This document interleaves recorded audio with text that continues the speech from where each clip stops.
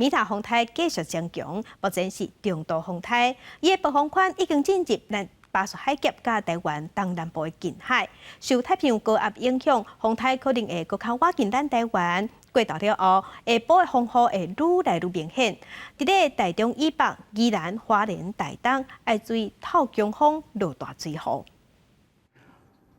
中度风台米塔目前是伫宜兰的南东方海面上继续向北北西刷震动，未来将会沿着台湾的东部海面向北平刷，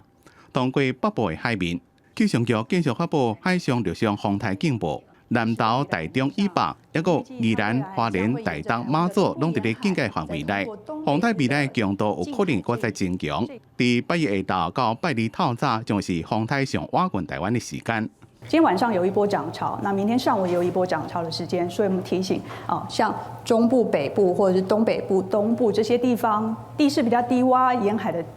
居民朋友们，如果遇到雨下的又急又快，有可能雨水比较不容易宣泄，会造成一些积水或淹水的现象。伫24点钟久内，宜兰县的平地累积雨量有可能到400毫米，山区是500毫米。新北市平地累积雨量也有可能到350毫米，山区是500毫米。伫新竹县的山区累积雨量也有可能会到350毫米。